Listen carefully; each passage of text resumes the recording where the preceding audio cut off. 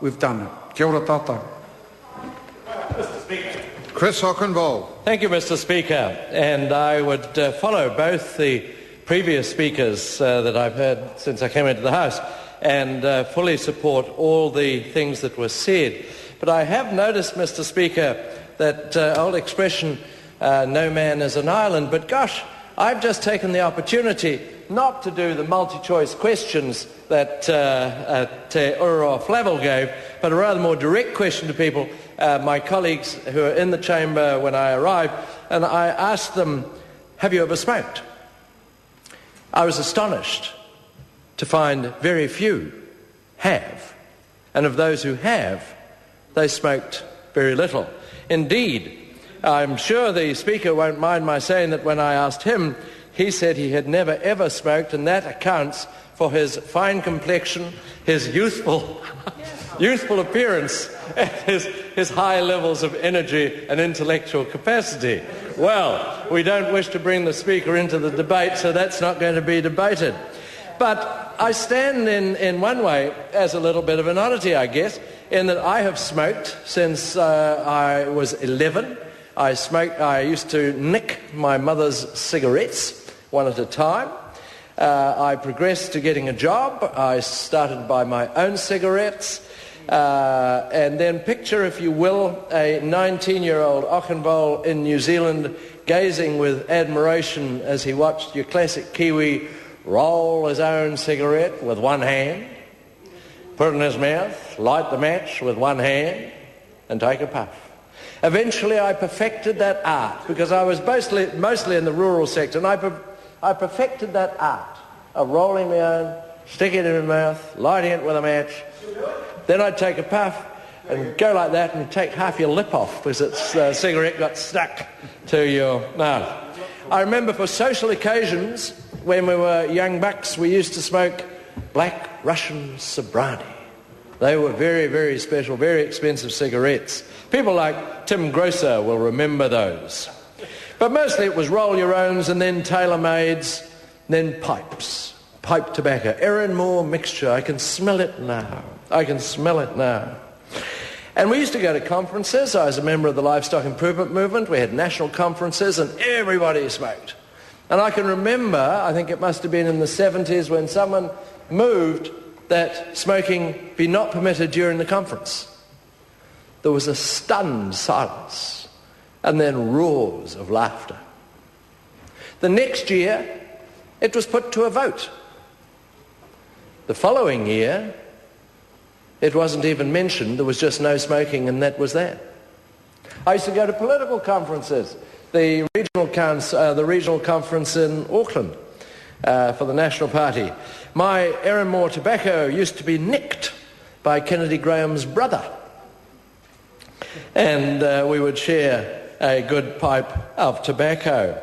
We had a debate at the divisional meeting, whether we should smoke. And I was one of the strong proponents. And I can remember using phrases like, have some sympathy for smokers, they're a dying breed, and they're dying at a faster rate than the rest of us. And you could make quite a light-hearted speech about that. But then you started, because in the 60s, 70s, when I was sort of going through adolescence, that's almost everybody did smoke. Look at the films back in those ages, and there was an awful lot of promotion for tobacco. I gave up when, it became more difficult to smoke. My children have never smoked, my wife's never smoked, but my wife has never objected to my smoking. And I haven't now smoked for about 13 years because it became harder and harder. Children would oblige me to smoke outside the house. They didn't like me smoking in the vehicle, that sort of thing. I still smoked my pipe. I was comfortable with it.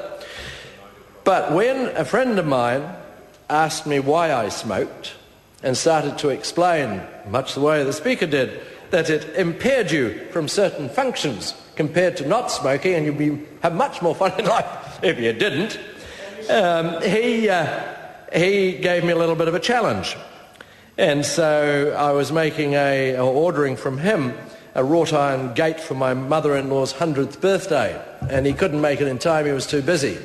So I said, gosh, I'd heard that you could do anything, you're such a brilliant fella. And he said, so I can. and can you stop smoking? So I said, probably. He said, all right. You send me the design of the gate. When you send me that, you get rid of your pipe, all the tobacco, the saved up cigars and that sort of thing, get rid of them all and don't smoke ever again, and then I'll get your gate finished. So we did a deal. We just moved across to the coast. I had a complete change of habit, lifestyle and everything else. It was a good time to stop. I have never, ever smoked since, other than a puff of a cigarette that a colleague gave me, and I thought, nah, don't want to go back to that. And I never have. And the question is, though, what have I learned from it? Well, if you speak to people and ask about their experience of smoking, there's not very many who have a good experience. There's not very many people who want to maintain smoking. I have never ever, and this would be a different story if I asked around perhaps, I have never ever had any experience with drugs other than those administered in a hospital. It just hasn't happened in my life. I've had no exposure, no opportunity, and I've never sought them. And so, on the one hand, smoke cigarettes, but on the other, have no other drugs. But people do tell me, who work with druggies, that they all want to give up. They don't want to persist with it. And nicotine and other drugs like that are very hard to kick once they get hold of you. Would I go back to it now? I guess if someone produced a box of Black Russian sobriety, I'd give one a go. You're always vulnerable. You're never a cured alcoholic, they tell me. You're never a completely cured smoker. It's a matter of opportunity. Exposure, as I say, if someone showed me a packet of Black Russian sobriety, if I went into a shop and saw them, then you're going to go. And so I think this bill, the proposals that it has to remove the visual temptation, to remove the opportunity, to take it away from people, can only be a good thing.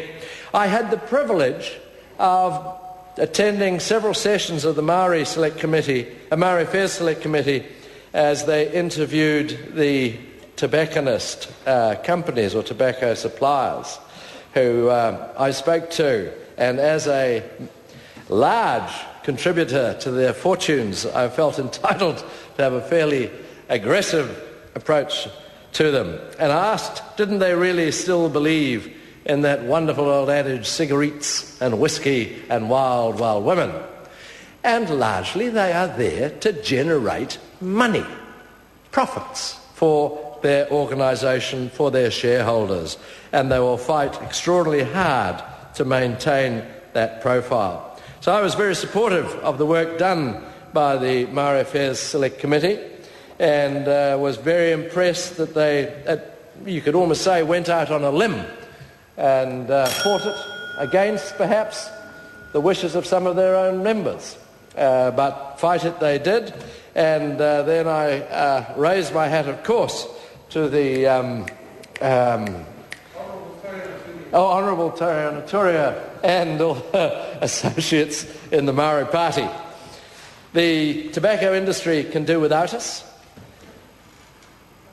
We can do without smoking, and we should strive to achieve the purposes of this bill. Thank you, Mr. Speaker. David Shearer.